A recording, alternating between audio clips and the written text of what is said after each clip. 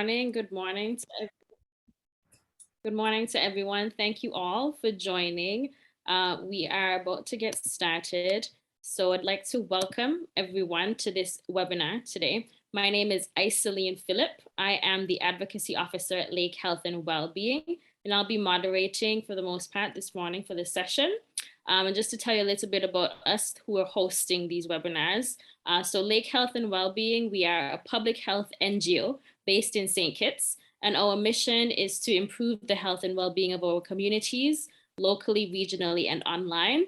And part of our work seeks to really build capacity across the NGO and nonprofit sector so that we can be a lot more effective in the type of social work and mission that we do across and within our various organizations, particularly when it comes to promoting better health and well-being for all of our communities. So this morning, we're really pleased to be hosting this webinar on grant writing, and we actually have quite an interactive and informative session on the principles of grant writing. And so I'd like to introduce our facilitator for today.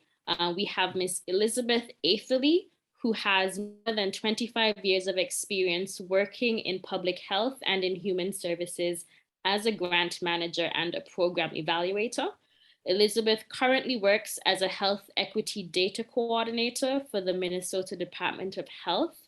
She has a BA in international development and master's in public health policy and administration from the University of Minnesota. She also completed a Master of Healthcare Administration, MBA, from Capella University.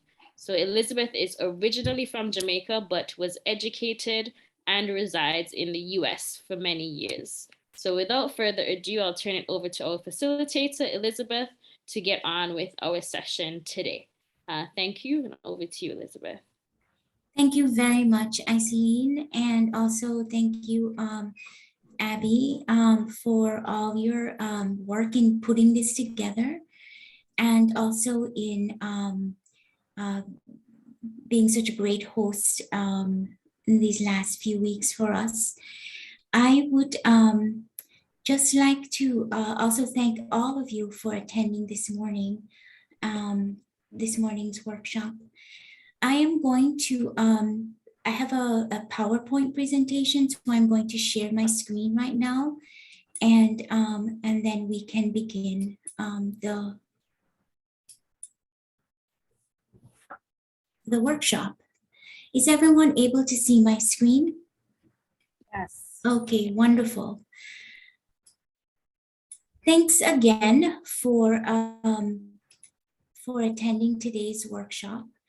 I won't review my my bio again, but I do want to just kind of say I have worked with about 30 nonprofits, or what's called not NGOs, they're called nonprofits here in the United States, as a grant manager and as a program evaluator. And so my background is I've done some work not only managing grants, but also writing grants to the federal government for funding of our own state programs. So that kind of gives me the experience of what some of the pitfalls, the good things and the bad things about the grant writing experience and process. I would also like to introduce my two colleagues who are helping to host the workshop today. That is Shelley Ann Trim and Novia McKay. Both Shelley and Novia will be hosting their own workshops in the webinar series in the next few weeks, but they'll also be helping me to kind of manage today's workshop as we go through it. So I do have a couple of requests from you today.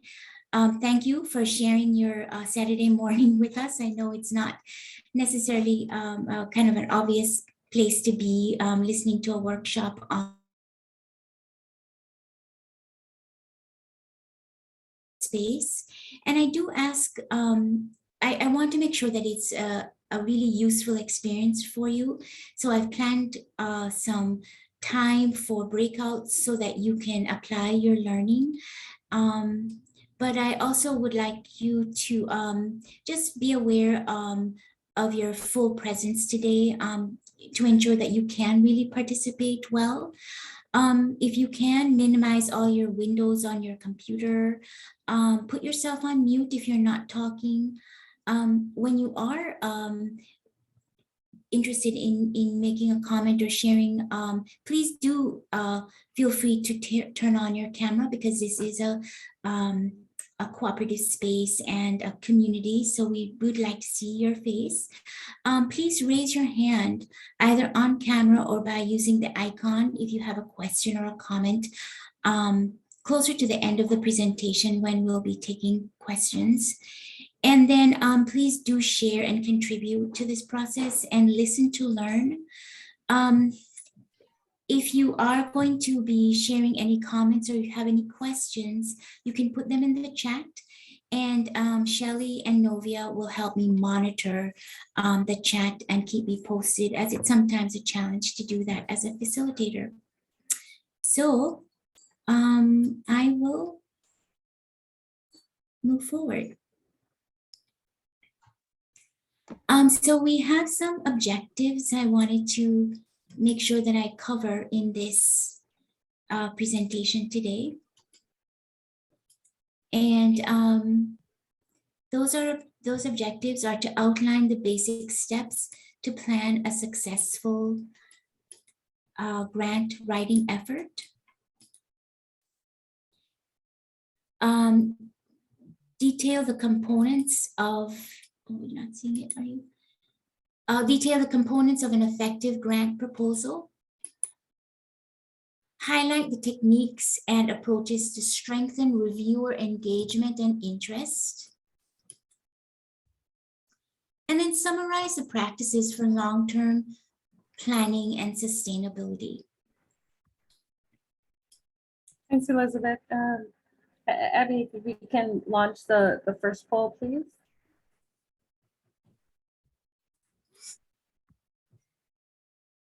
So if persons can answer this question, how many grant proposals have you been involved with in writing and submitting in the last 3 years? So we're just gonna give you like a minute to respond to this.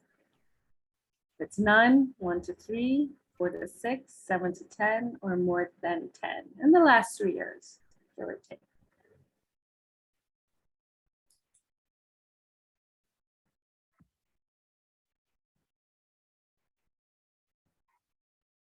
We have 16 persons in, only 14 persons responding so far. Can we show how would I show the? She will, Abby will show the Oh. responses in the end, but this will actually also tell us, give us an idea of what's there so far.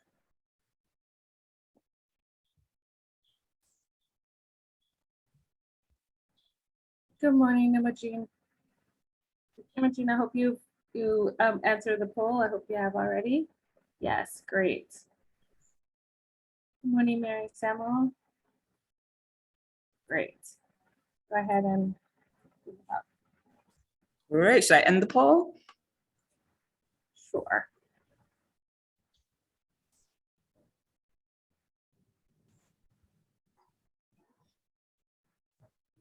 So as we can see that the majority of you, over 60% have said that they haven't submitted any proposals in the last 3 years. Simple proposals, that's fine. 5 of you have said they've done between 1 and 3, and only 1 person have done between 4 to 6. Okay, and we can launch the second poll now. Okay.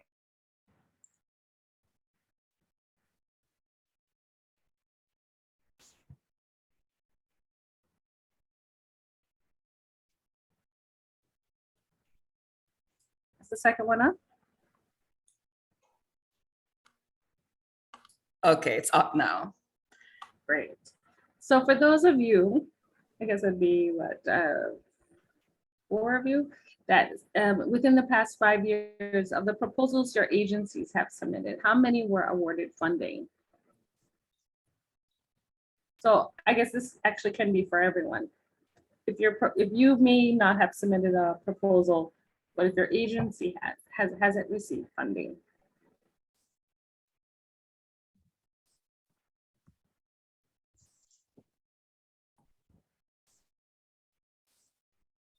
Take a few minutes to answer that question.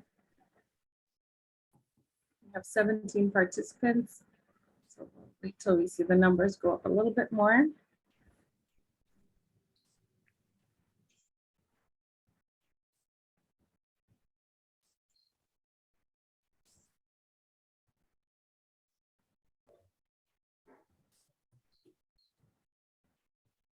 Yeah, that's great. Mary Samuel, that's great. All right, anyone else want to respond?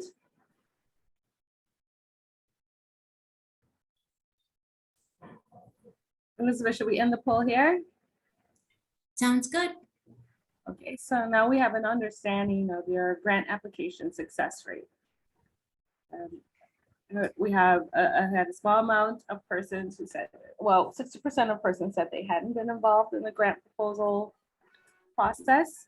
But those of you that have, about what, 4,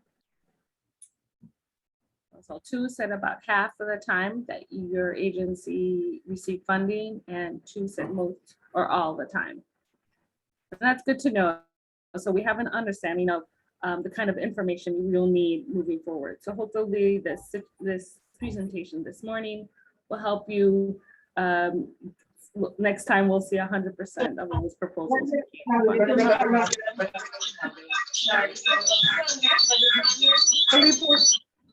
Philippe, yes, please mute your mic. Thank you. All right, so we can move forward then.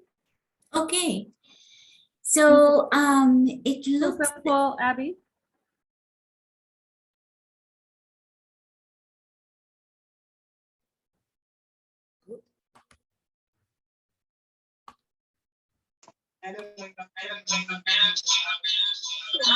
Stop the poll, so. Philippa, can you please close your mic? so am I sharing my screen at this time? Yes, you're still sharing it. We can still see your objectives. Okay, great. So well, it sounds as if most of the participants today are fairly new to the grant writing process and experience. And so I'm glad that I've put together a presentation that's that gives you a good overview of what the process is. And then, but one of the things I really wanted to hone in on is not just what pieces and what is sort of the parts of a grant and what you need to include, because those things are often provided in the request for proposal. What I really want to cover and hope that we're able to do well is what makes an effective proposal. What are the principles that make a grant proposal unique and memorable and likely to be funded? And so those are we have the objectives, that these are sort of the rational objectives here, but I also want to make sure that we cover some of the other sort of underlying types of things that you often might not hear about. So I will we'll move forward. So take a moment in the chat to tell us just in a brief sentence or two, what do you do when you begin the grant writing process? Or if you've never done it, what do you think you would do the first thing when you begin the grant writing process? So if you have a moment, if you have that experience, if you could type it in the chat, and then Shelley and Novia will kind of monitor that, and we'll talk about that in a moment. So we'll just give you about 2 minutes to type your experience or what you do when you begin the grant writing process.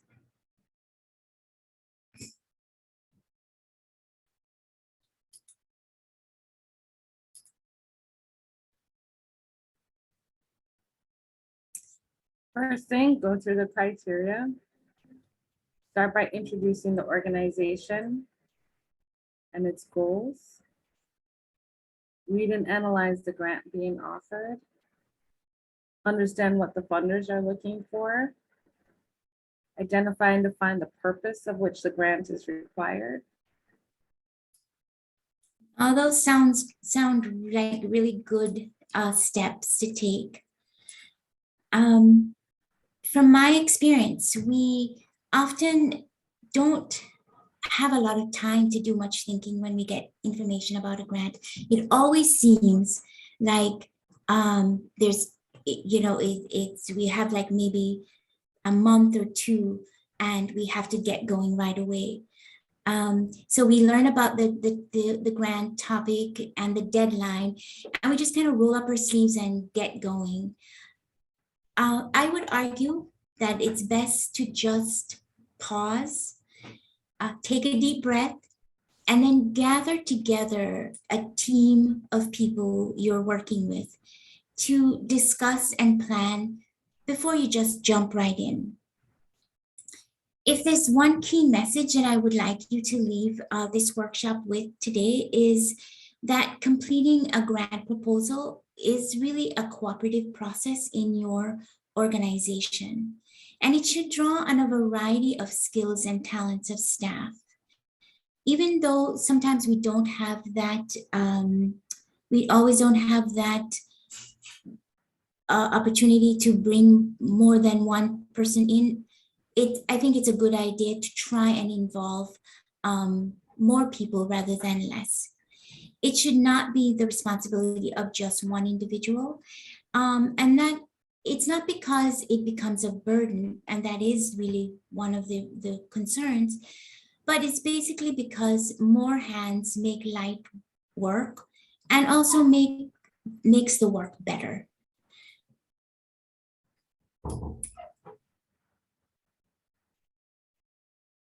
So because grant writing is a cooperative experience, planning and organization is essential. And that process really needs to begin early.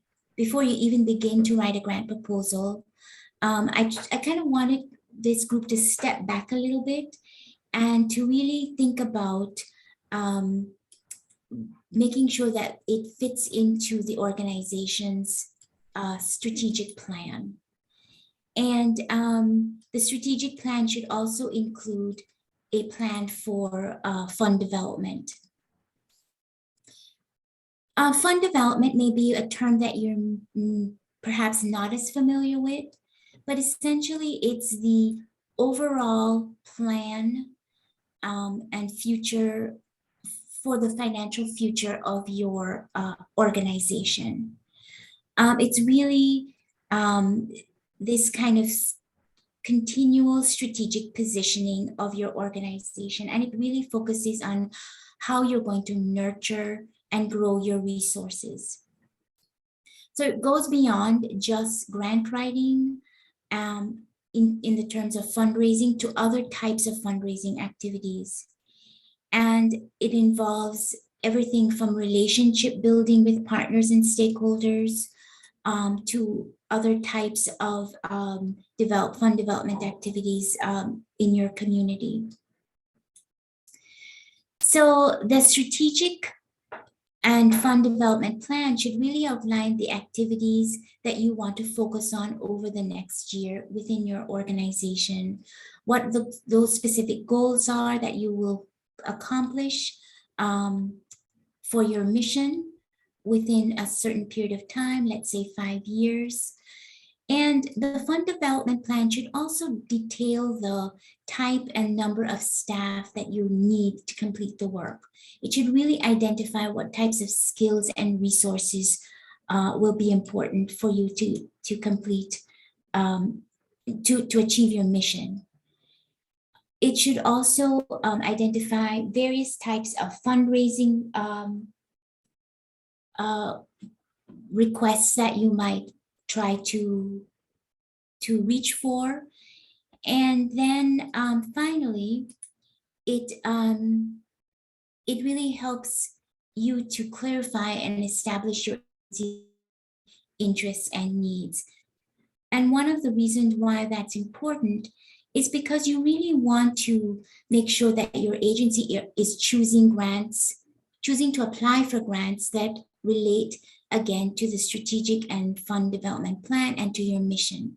You really don't want to haphazardly start applying for grants, because you're going to be stretching your mission and your goals and your agencies. I know this is a hackneyed term, but brand, quote unquote, by applying for grants that are really out of scope. And this is important because if you do that, you really present an inauthentic view of your organization and its capacity. And this introduces the possibility of really challenging your organization in terms of its ability to sustain the grant's outcomes in the future. So basically, you really have to know your own organization and be clear about what your agency's mission and interests and needs are before you begin to identify grants that are appropriate.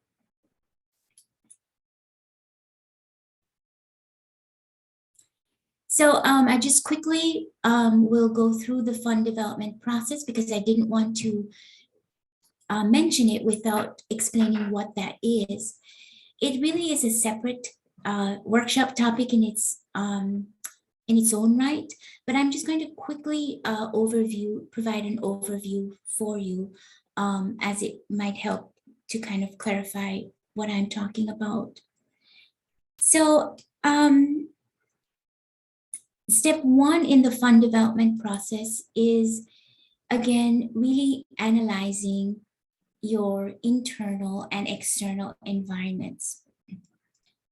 There's this adage that you might know. It's well known. It's kind of, before you can know where you're going, you have to understand where you are. And so one good thing is to start by assessing your internal environment. This includes things like really being clear about what your organization's fundraising goals are, analyzing where are the budget gaps in your programming, maybe making a list of the past and planned giving events that or donor events that you've been involved with or that you've had. And then taking an inventory of social media and marketing analytics. So you've assessed your internal environment, and then you also have to look at your external environment. So that's what's happening outside of your organization. What are the trending social issues? What does the current economic climate look like? What might be some competition that you have with other NGOs in your community that are also focusing on the same issues or have the same types of mission and interests that your organization has? So you have to analyze each of these factors to see how they could impact your fund development needs and basically your grant writing or your grant development areas. So for example, let's say your NGO focuses on environmental issues, and there's a growing local concern over urban water pollution. You can potentially tap into new donors or new grants by focusing on that trending community issue. There may be lots of grants coming out all of a sudden about that issue. And so you need to be really aware of that and make sure that you're focused on finding out what might be available. So the next step is setting the strategic and financial goals. Financial goals are straightforward. These are goals that are basic fundraising needs, and they outline how much money you want to raise and for what and from where. And so that's not particularly complicated. And then the next step is to create a timeline of your fundraising activities and make assignments. So your fundraising activities also includes the grants that you're going to apply for. So once you know where you want to go, you start putting together this team of folks in your organization that will help you do that. And then the next step is to implement your plan and to evaluate your progress. Once your fund development plan is in place, it's really important to share it with your entire organization because you want to make sure that you get shared ownership over the activities that are coming up. This really helps the staff who are not a part of the fund development team to really see where their work is in this whole scheme of the organization. And that's important because, of course, it gets, you want everyone to be involved in the process. So evaluating the progress of your fund development plan is important. It includes everything from, looking at the number of new donors to the organization, the number of new grant funding that you've brought in, what type of funding, the diversity of that funding, and even the sources of the grant funds. That really helps because you want to know what types of organizations are you able to access for funding. So just one last bit, if you notice, this was not done in a linear or presented in as a linear process.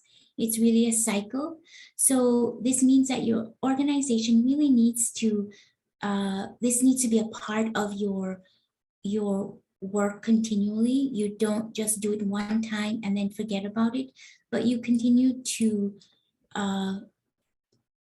revisit this process in order to ensure that you are really setting yourself up for fundraising success and grant writing success in the future.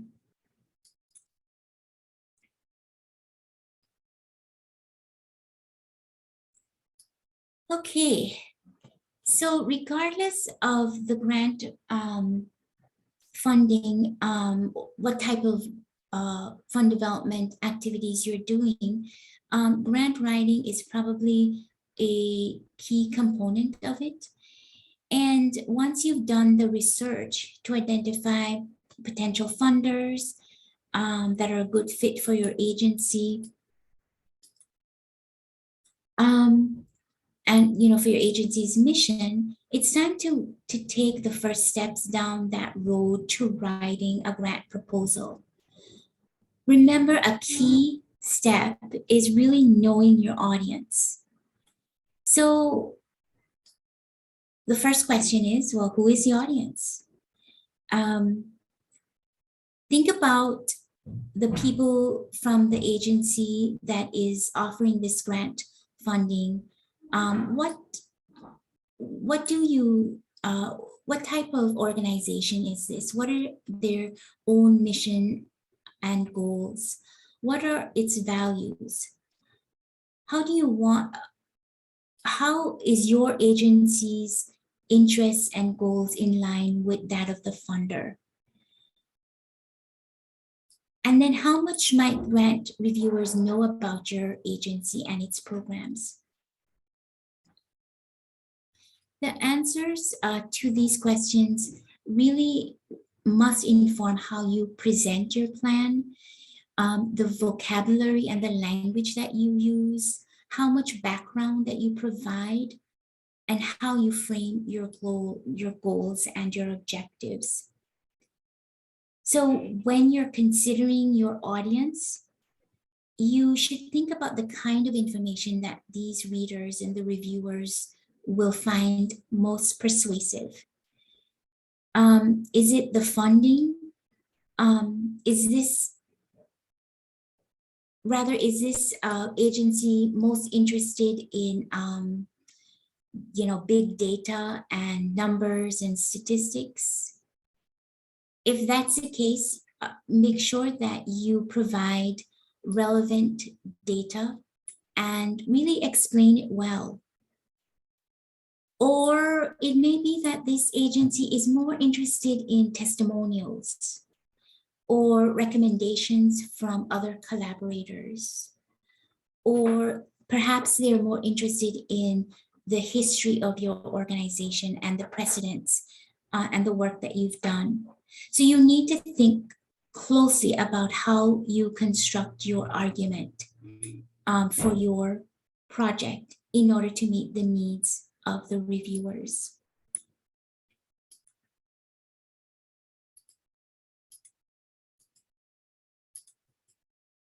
Okay, so I'm having a little issue with the.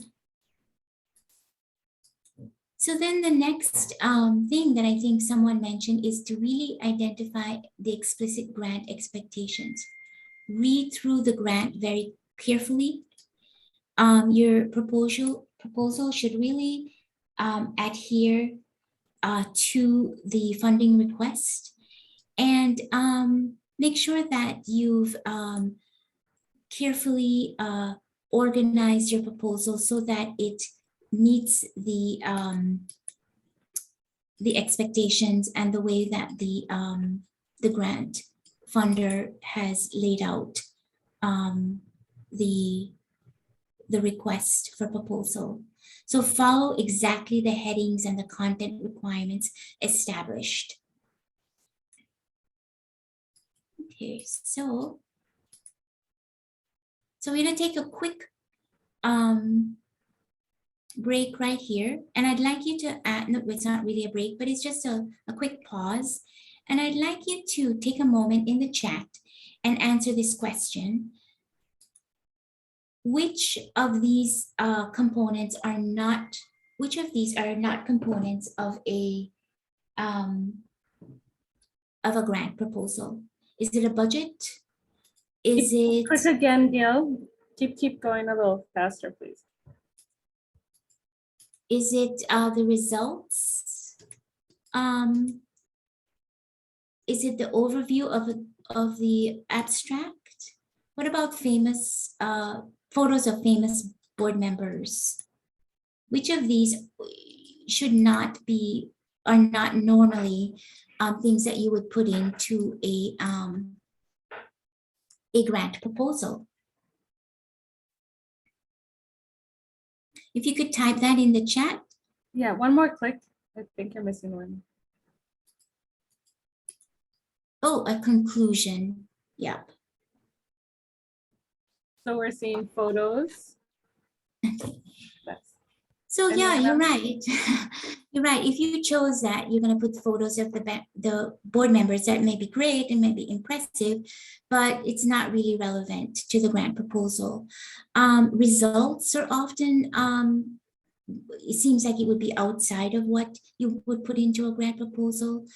And at a conclusion, what exactly are you concluding? So, so we wouldn't necessarily put those things into a grant proposal. Components of an effective proposal and things that you usually see in a grant proposal are and required are things like the overview and the abstract, the statement of need, the description of your project, the budget, and maybe some other items like the cover letter and the organizational qualifications. So I'm going to go a little bit more in depth with each of these areas.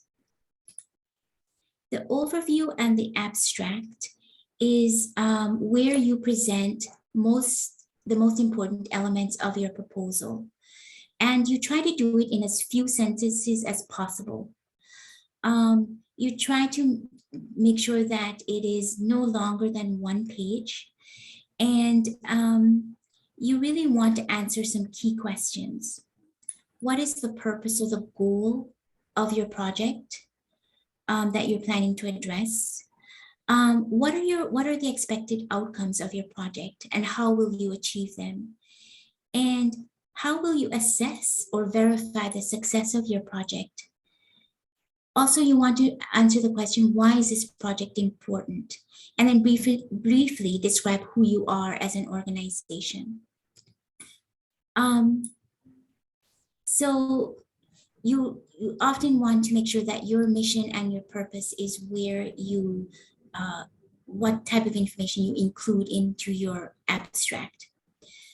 Even though the abstract and this overview comes at the very beginning, you should wait to write that at the end of your at the grant writing process, and include that. It'll come in the beginning of the organization of the proposal itself, but wait to write it on the end, because by then you've written all the other pieces of your program project, and then you'll just sort of summarize it in that abstract. The next part of your grant proposal is the statement of need. This is where you establish the value of your project. You need to really clarify what the problem is. Early on in the proposal, you provide the context of the problem, what the background is, how it's affecting a particular population or the community that you're working with. You really describe the group of people that we're hoping to address. Include any data if that's appropriate, and if you have that. Be sure to clearly illustrate how your project responds to a gap in the resources or knowledge, or an opportunity that really needs to be filled.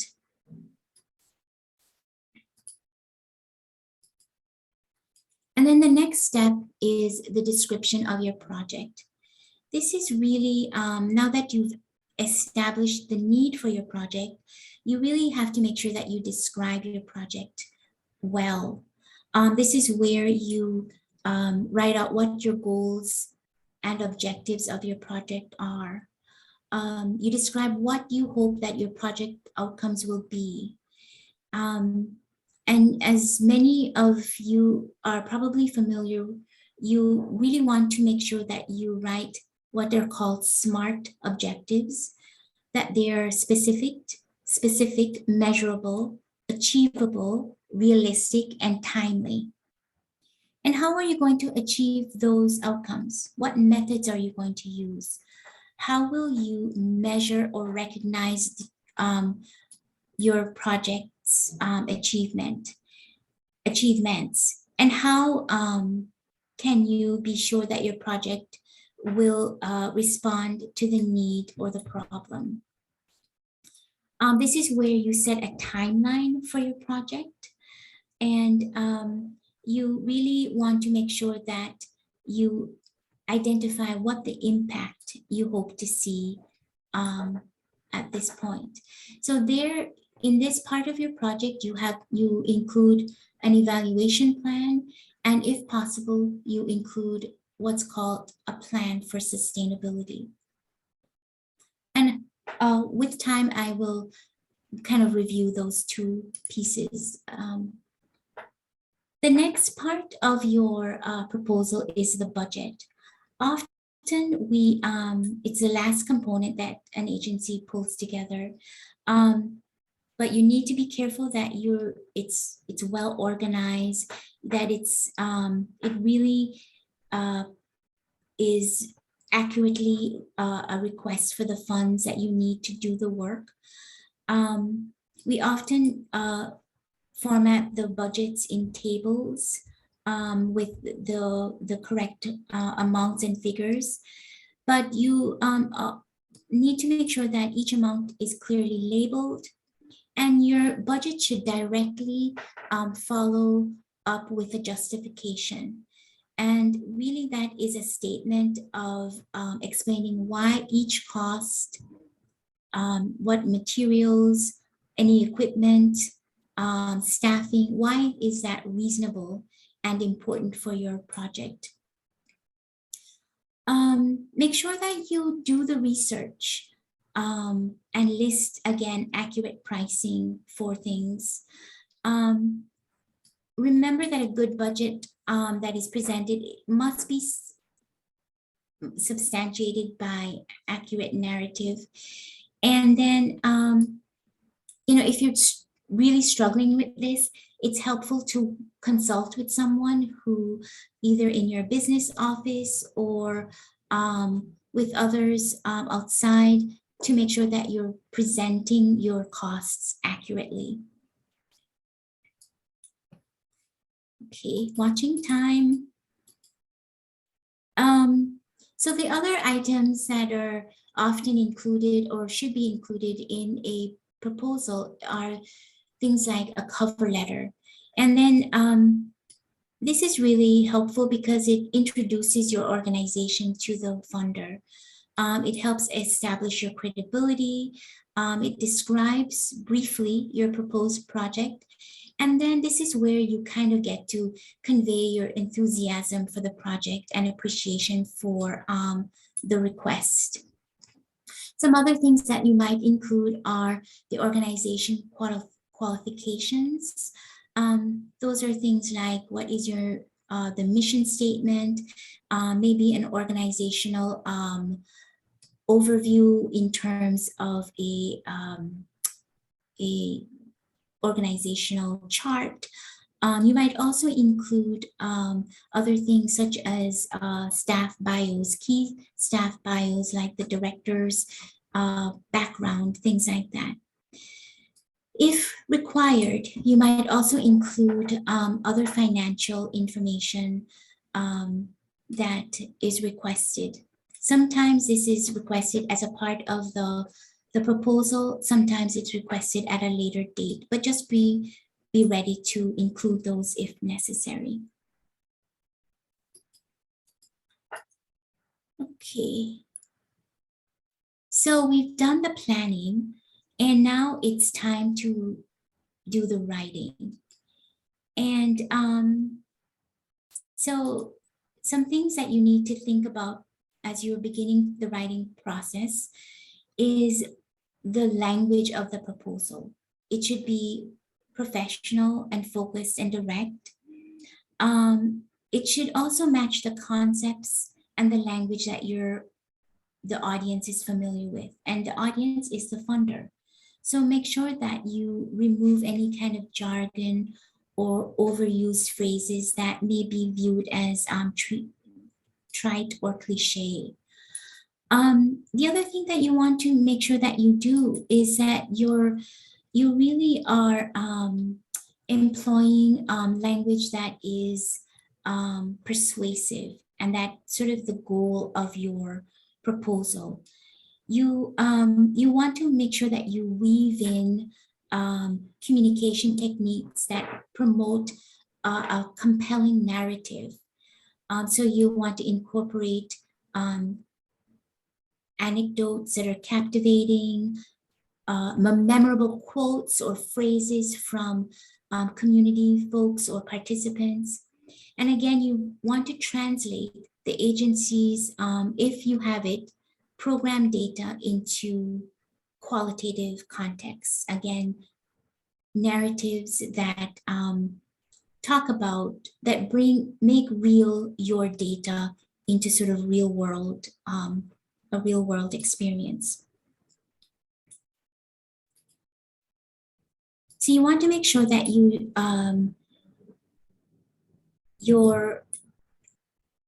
don't forget about those key components as you're writing your grant proposal, that you include your work plan, a budget, and your evaluation. And this is all a part of the writing process.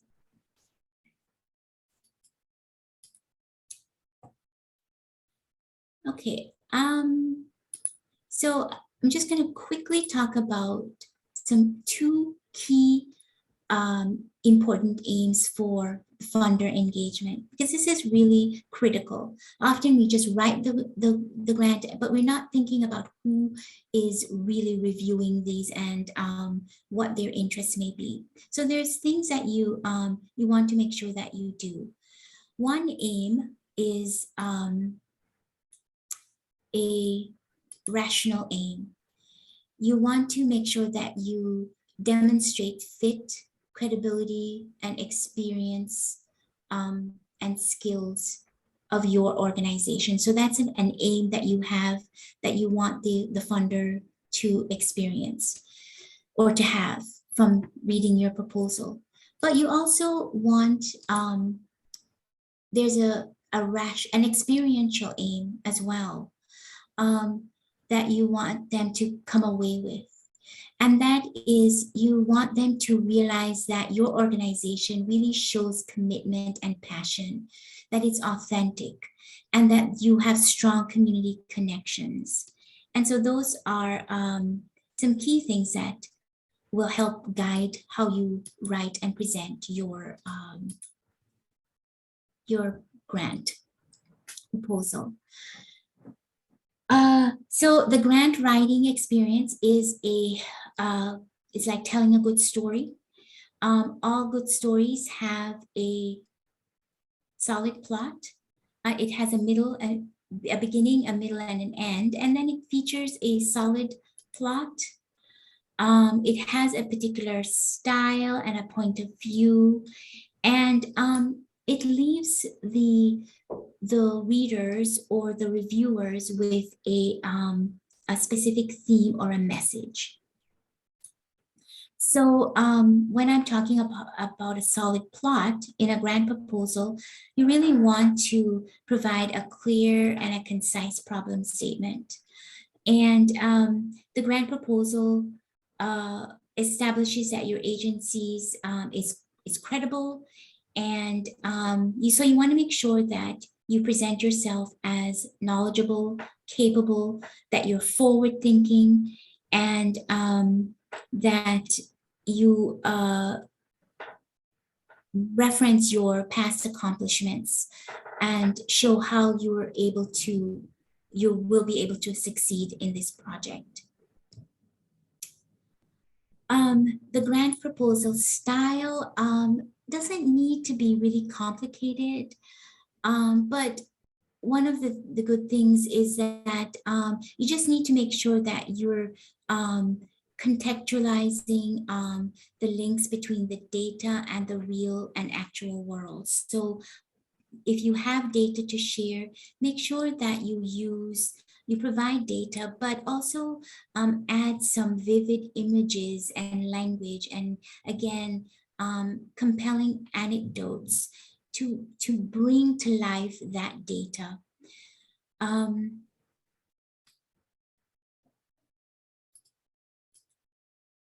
And then the grant proposal should leave the reader or the reviewer with a message. Obviously, the message is that you want them to fund your project. The narrative really needs to weave in a persuasive and context and meaning so that this message comes across. And one of the things that you need to do is to make sure that you provide enough time for yourself to be able to do this, because it does take some time to create a compelling narrative. Okay, so speaking of time, there are other pieces of a grant or the project narrative that I haven't talked too much about, and that's the work plan. Often it's the component that you know best. It's about the work that you do, it's about the project, it's the specifics of the activities and the staff roles and the timelines. And this is where you really get to outline what you plan to do. One key message here is that make sure that you're not too ambitious, but that you're being realistic in terms of what you're planning to do, the time that it's going to take to complete those activities and those key tasks, and the resources that you will need. And again, bringing in the budget. This is where the justification really needs to tie in to the work plan and to the project that you've described. So make sure that your budgets are clear and that the justification is also accurate and links well to your to the budget tables that you've created. And then the next piece is an evaluation. It's often something that you rush through. Program staff may feel intimidated by this idea of designing an evaluation. And it's not an expectation for you to have a full-fledged evaluation, but really in a grant proposal, you want to relay the message to the reviewer that you've done some thinking about an evaluation. Either you've identified that you will incorporate an external evaluator and the cost of an external evaluator into your work, or that you've put together that you've put together a plan for what you're planning to do, that you understand what your goals and your objectives are, and then this is how you hope to achieve them and also how you hope to measure them.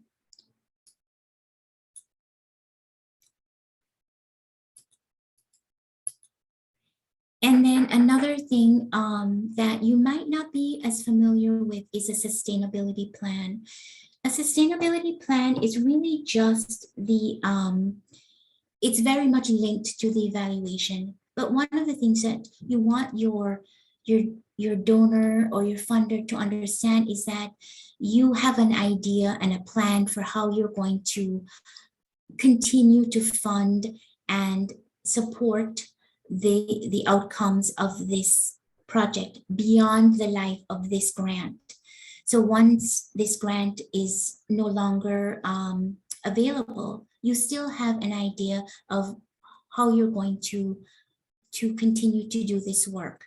And so that is important for them to see, because often they don't want this work to end, and but they might not be able to continue to fund you forever. So they want to know that you've done some thinking about that. Just in the interest of time, I'm not going to spend much time talking about evaluation. That is a subject that's coming up in the next series. And if you are interested in attending the next series or in a few weeks, Shelley and Trim, my colleague, will be talking about evaluation. But just briefly, we'll show you if you are interested in putting together an evaluation plan, these are some of the concepts that you should at least outline. And that is a logic model, which isn't, or a theory of change. And that is a graphic description of your project. It's a kind of a plan of your project. You usually begin with the outcomes first. So what are your outcomes that you want to achieve? And then kind of work backwards from there. I have this sort of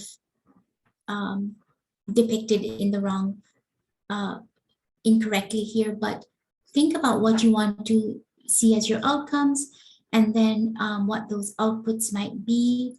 And those are things that you're hoping to actually see provided from your program. What activities will be required in order to see those outcomes or those outputs, and then what are the inputs that will be required.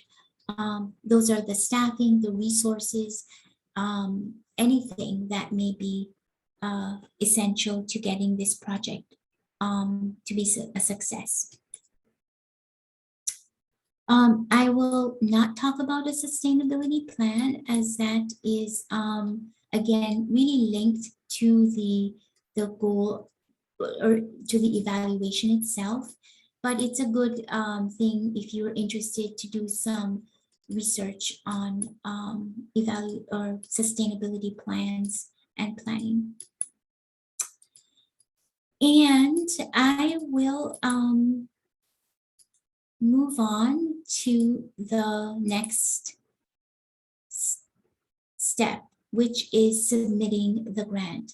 So you really want to make sure that you're almost done, and it's time to kind of review what you've done in terms of putting together the grant, all the narratives and all of the different pieces. I kind of do what I do when I go on a travel. I do a full check, as Shelley says. I do an idiot check and make sure that everything is ready for submission. I also check to see what type of submission is it. Is it by mail? Is it in person? Do we have to do it as an online? And what are the steps? You want to make sure that you haven't waited until the end of the last due date and it's midnight and you're trying to get through the process of submitting it on the internet, and there are technical glitches. So you really want to give yourself some time to do all of that. You want to check for any common grammar or spelling mistakes. You want to review what your goals are truly meeting the needs and the expectations of that funder. And again, you want to check that budget and the justification to make sure that there aren't any errors or discrepancies. And then finally, check to see you have all your documents and all the components ready to submit. And then when all that is done, you wipe your brow and you hit the submit button.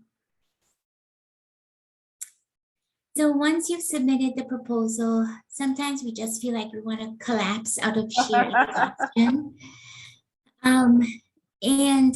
But even though you want to do that, it's good to take some time to reflect on how that process went.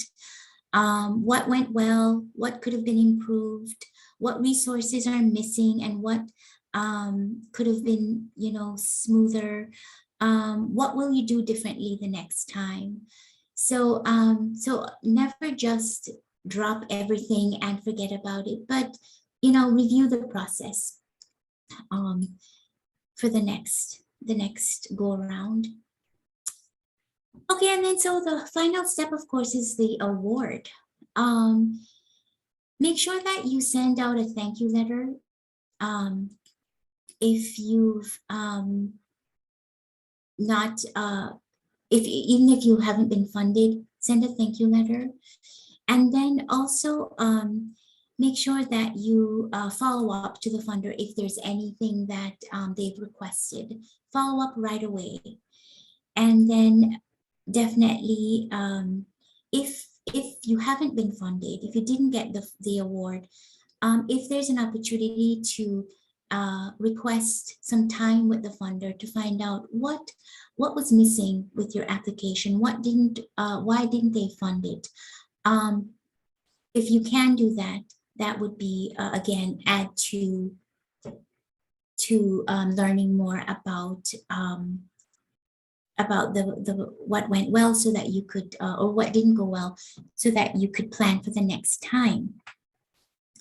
So a key message alert that I hope that you were able to get from today's presentation, I went so fast, is that writing an effective grant proposal is a cooperative process.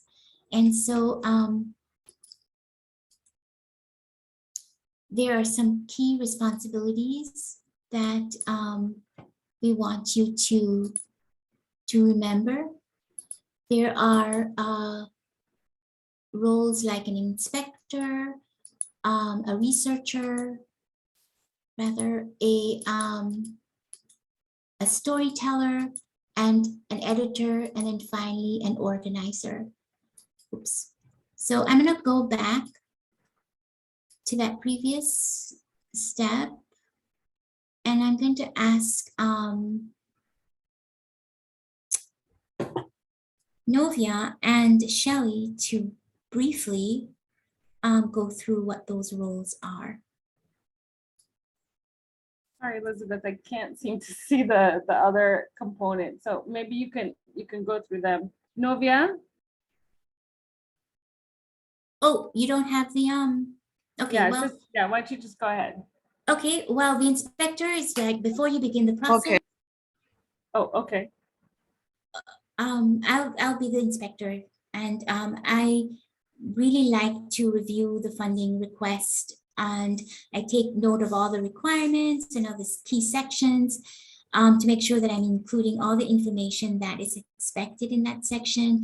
I note the number of pages and the format, what types of appendices are requested, and I go through very carefully through the proposal and post and highlight any things that are important to remember when the writing process begins. Okay, as the researcher, I research available funding opportunities that align with our mission and goals. I review the research literature so that we can develop a strong problem statement.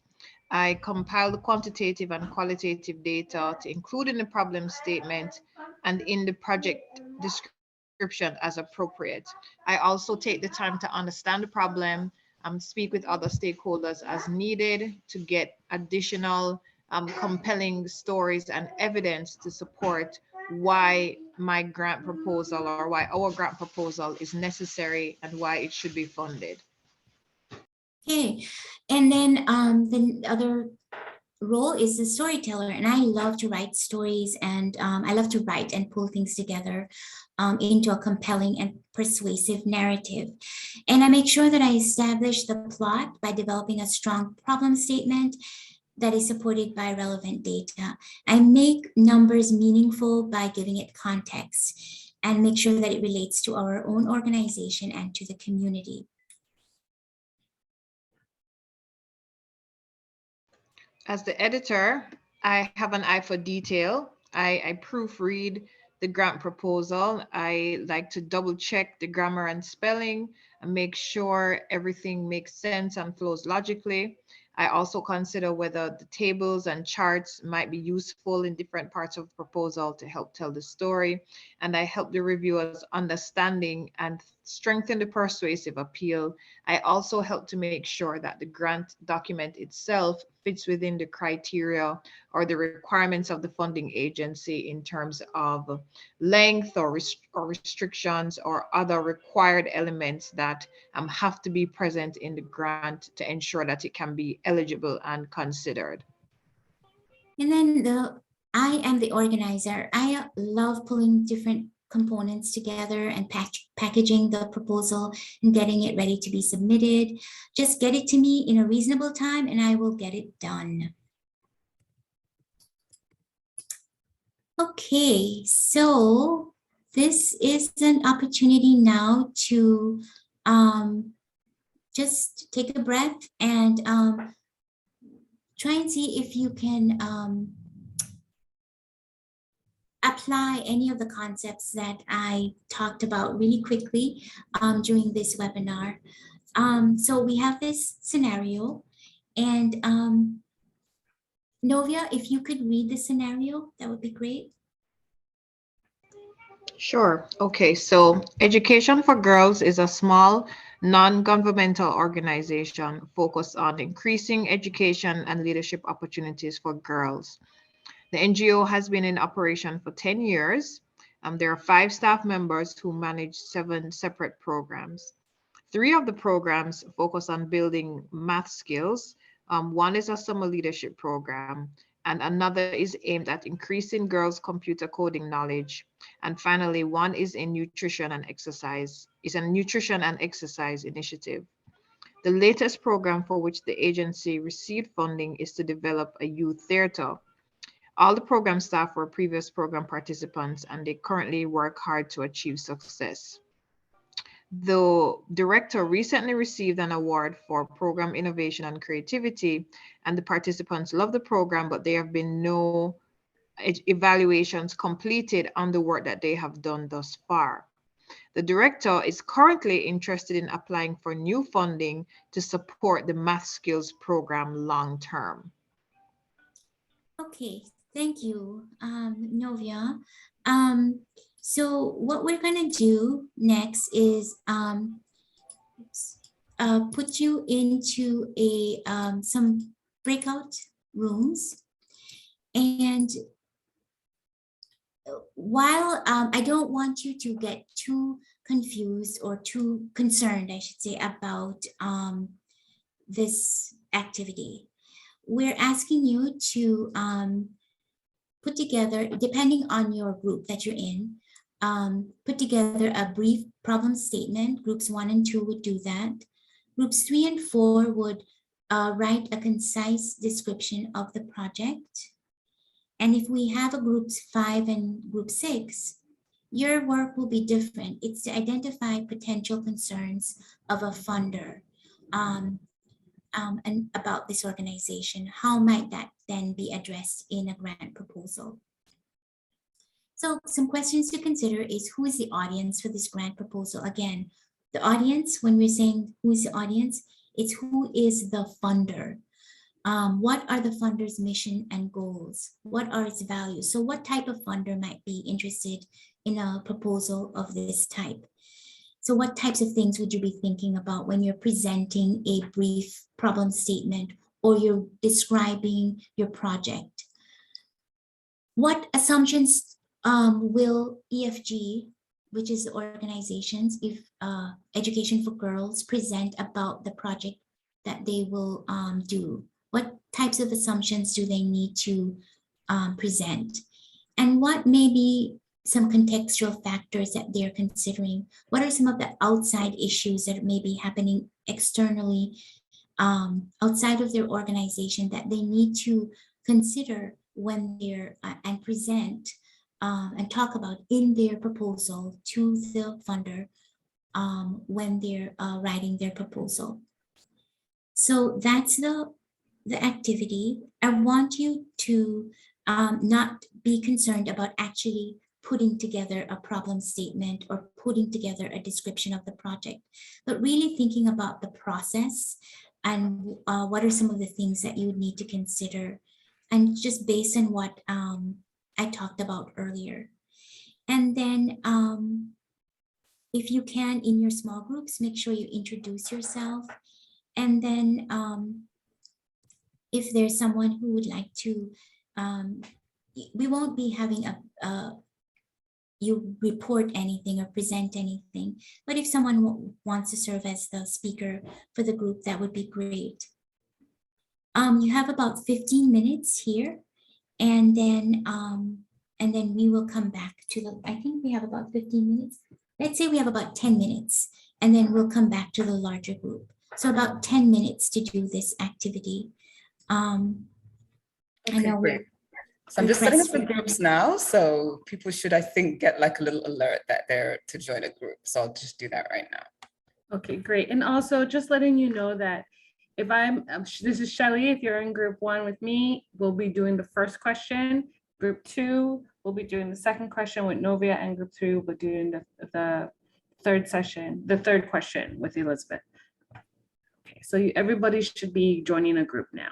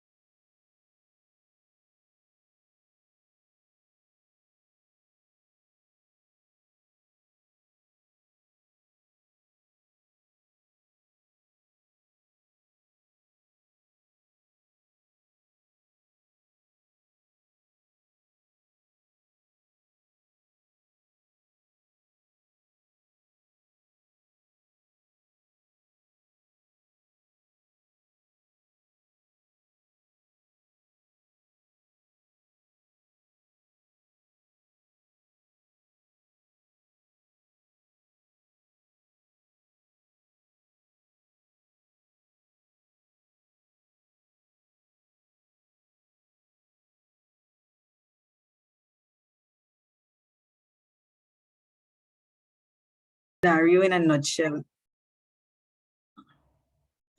The scenario in a nutshell gave information about a specific group, Education for Girls, who normally is a non-governmental organization, and the focus is on increasing education and leadership among opportunity for girls. And they have a good staff, about 5 of them who manage 7 programs, and they usually would apply for grant funding, and they would normally be successful. However,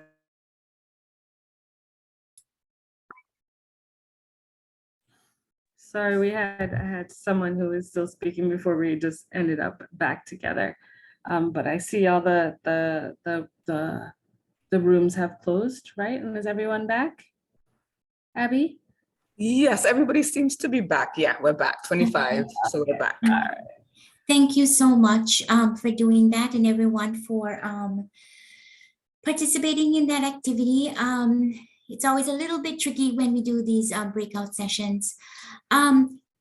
Remember, I wasn't expecting you to actually put together a project description or put together a problem statement, but I wanted to ask what went well about that experience or that process?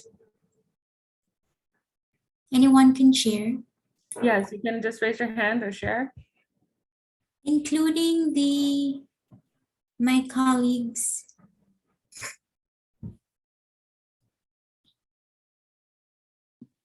Anyone Yes, from group?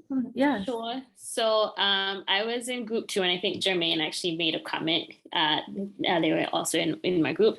So what went well? Yeah, we had some pretty fruitful discussion, and we were able to. So we dealt with the first question about what would go into your problem statement, and so some of the thoughts that came out was around evaluations, and it's kind of like, well, if no evaluations were done, we were putting together a problem statement to apply for extra funding. Well, that can be a challenge. So how do you kind of frame the problem statement and draw on information and data when no evaluations were done? So we had some pretty interesting discussion around there, and thoughts and considerations about how we might get around those kind of challenges by drawing on other data from other sources potentially, even including maybe not quantitative but some qualitative information that we may know of based on having run the program previously. So we had some interesting and fruitful discussions. We thought it went well. Okay. We also had the first question. I think anyone from my group want to say anything?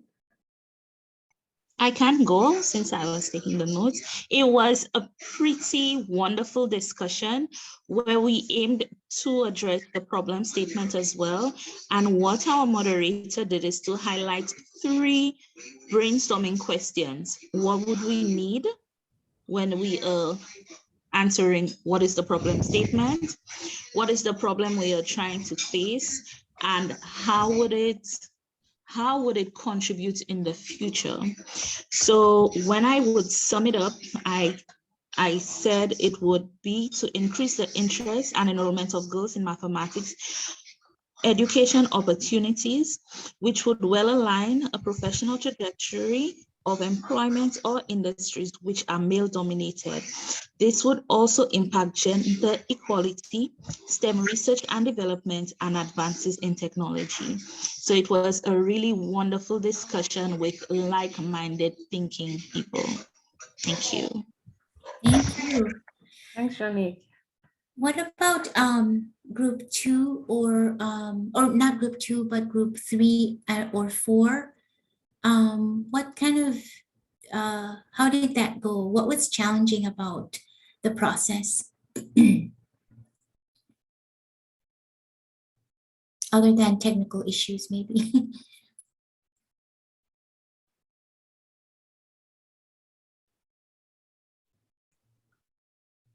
Anyone from group 3 or 4? Or even Novia? Well, I'd love to hear from the folks who are in the call, in the group.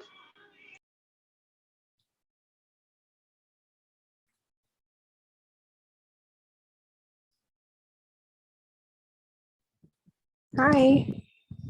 I believe I was in group 3. And what we did was the product description. And we just talked about some of the things that you would put in a product description. We talked about statistics. We talked about the effectiveness of the project. And we did discuss some of the problems that you would have to overcome, which, as the other person had stated, would be evaluations. So she asked, the moderator asked, what are some of the issues that we are seeing the sponsor would have that we'd want to make sure we covered? And it was evaluation, the lack of evaluations, and how we would explain to them or bring that to the fore that we would need to do something to show how we would evaluate the process and the outcomes. Thank you. And then I know group 5 or group 6 had a robust conversation as well. And so if someone from those groups would be willing to share, that would be great before we close up. From group 5, we had started, although we didn't have an organizer. So we started to look at the scenario, and one of the members was saying that the school should ensure that they have proper plans when they write in it. They must state, why and so on. And then to add to that, the issue was they not having the evaluations. So they should make sure that they include that component of the proposal when they write it, because they should be able to go back and review. If they're getting successes, they should be able to go back and review. And for them to know that they're getting successes, you must have an evaluation to put it against your objectives to know whether your objectives are met or not. And then we were placed in other groups after that. So that was as much as we could have gotten discussed. Great. You all touched on some really good points, and I think you did a great job in this really short time. Thank you so much for participating in that activity. I knew it felt a little bit rushed, and I apologize for that. But just to wrap up today, because I know we're over time already, just wanted to say some famous last points or last words about the grant writing process. First, Elizabeth, can you show your slide? We're just seeing you. Oh, I'm sorry. I thought I was seeing this. You were seeing the slide.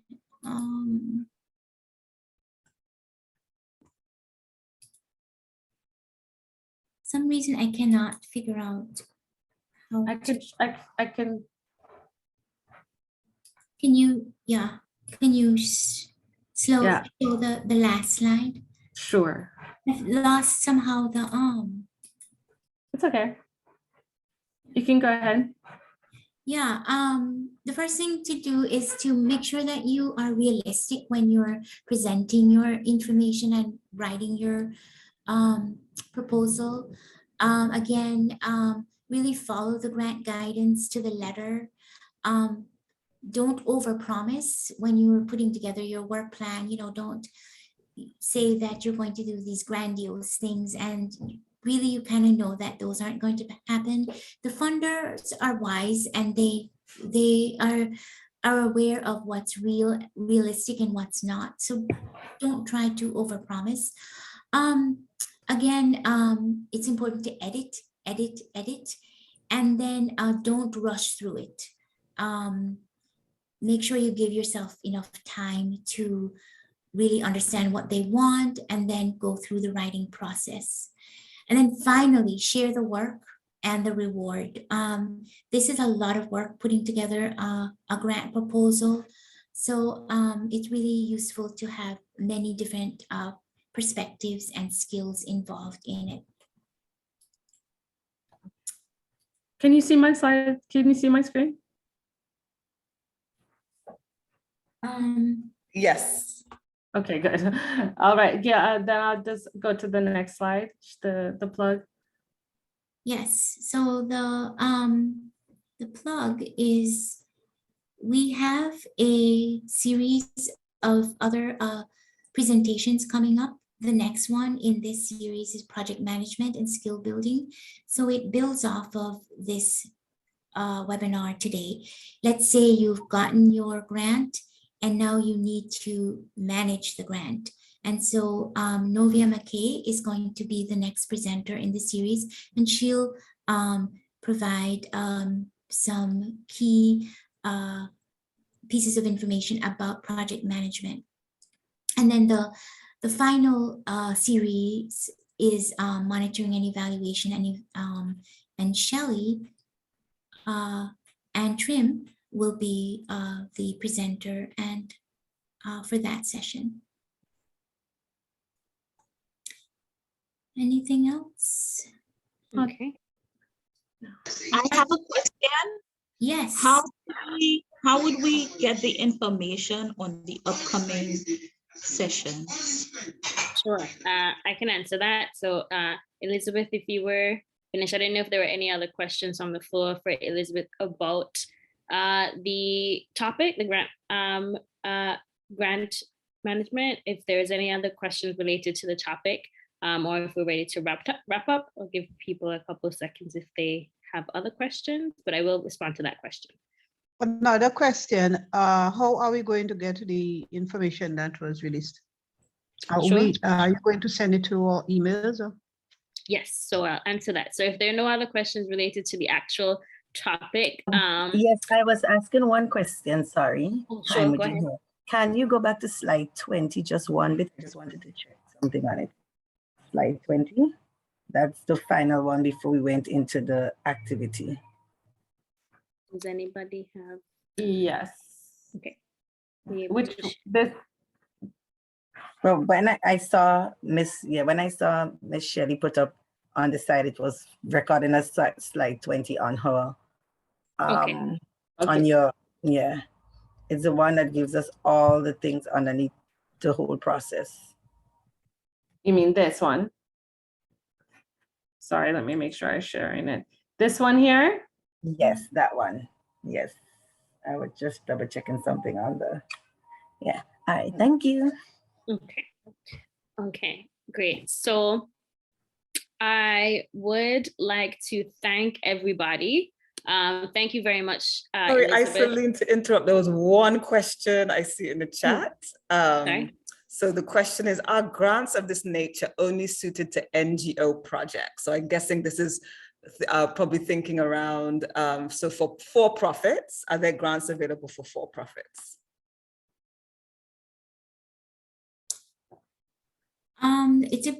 So the request for proposal would often outline what types of agencies are would be allowed to apply for the grants. And so the request for proposal should be very clear about whether or not it's NGOs or for-profit organizations as well. So I would look again at the request for proposal to see what it does actually outline in terms of who is eligible. Right, and it would be almost the same components or the steps in terms of planning, writing, submitting, and the award, and those components would be very similar even for-profit. Even if you're a for-profit agency or organization, the steps from writing the grant would be similar. Correct. Elizabeth, I had a question. So if you said you talk about in the proposal writing process that you should say something about an evaluation, or that an evaluation should be done during maybe at the end of the funding period. But I've never really been part of an evaluation. What if you have never been a part of an evaluation, and you're expecting the funder or the donor to do an evaluation anyway after the funding period? How much do you say about what kind of information should you put in that evaluation section? Is it just to highlight that an evaluation would be needed, or what would you say? I would say you again you talk about you bring back that this is what we expect in terms of doing an evaluation. This is we present that you have an understanding that there's a need for evaluation, that there's value, and there's some basic things that you might be interested in finding out about in your about your program. It does not have to be elaborate. It doesn't have to be extensive. It just has to convey to the funder that you realize that evaluation is important. And then at that point, you could say, we are, if you don't have the skills in-house, you would incorporate evaluation and the cost of an evaluation into your budget and make sure that that's identified in the budget. But in terms of the evaluation sort of plan, you basically outline that these are our goals and these are our objectives, and these might be some ways that we would like to find out about those particular the outcomes related to those objectives. It may be that and then this is where putting together a theory of change or your logic model would be effective. Just putting that visual is often important for a funder who is reviewing it, that, oh, okay, I see that they get it. They get that they're not making giant leaps, that if we have this activity, that it's going to create this outcome. This one activity is going to create this major outcome, that they understand that it's a series of activities that will lead to, that we believe will lead to this short-term outcome. And we hope that eventually this would be the long-term outcome. But you're not necessarily needing to create a in-depth evaluation plan and design. You just want to get the message across that you understand the value and the importance of evaluation, and you understand some of the basic concepts. That's it. Yeah, thank you. I think that that's really useful. Thank you. So over to you, Abby. Great. There was it looks like there is another question. I think it might be for Shelley around if you can share resources on evaluating projects, because somebody has to submit an application in 2 weeks. So, which is before your session. We can also share some resources, but if you have some resources that you can maybe share with either the person directly, or we can email the person the resources as well when we send ours. Yeah, I think why don't you go ahead and do so, but I think Elisabeth really spoke on what the components would be in terms of actually costing an evaluation. It really is dependent. I mean, you can get just pretty much things to consider even in the budget for an evaluation would be not only the cost of the evaluation time. I mean, you might say costing is, we expect an evaluation to be done, please, no less than a month in realistic terms. And it depends on the scope of the evaluation as well. So, and if you want a local evaluator or international, so general prices for a local evaluator can be maybe, and there might be some room for negotiation. It'd be could be $200 US a day, and with the increasing amount of experience that person has, you can expect the cost for that person to increase per day. If you want them to go out to see some of the sites, if they're outside of your actual main progress area, put in a little bit for travel. Jermaine, that's the minimum. Just want to let you know. And also, so if there's travel involved in terms of for the person, because you're going to ask an evaluator to submit a proposal for their work and how they're planning to do the evaluation. So I would say, I wouldn't know, Gail, what proportion do you think of overall budget might be good to set aside for an evaluation? Well, here in the US, it's about 10% of your budget. That might not be realistic In the Caribbean. in the Caribbean, but here it's about 10%. There's another question from Imogene asking about, will we be doing any sessions on sustainability? I guess that's for Abby. Yeah, we can certainly look into a session on sustainability. If there's enough interest, we can certainly organize something around sustainability. Or failing that, maybe I can email Imogen some resources about sustainability as well. So I'll do that. I will do that. I'll find some resources to send to you, Imogen, about sustainability, and Jermaine as well. I'll send some resources about evaluating projects as well. May I please be included in that correspondence? Thank you. Okay, that was Lancer? Okay. Yes. Okay, so maybe I'll just send everyone. I'll just send everyone. Great. So I think over to Aislinn to wrap up then. I don't think there are any more questions from what I can see in the chat. Okay, all right, great. Well, thank you all very much.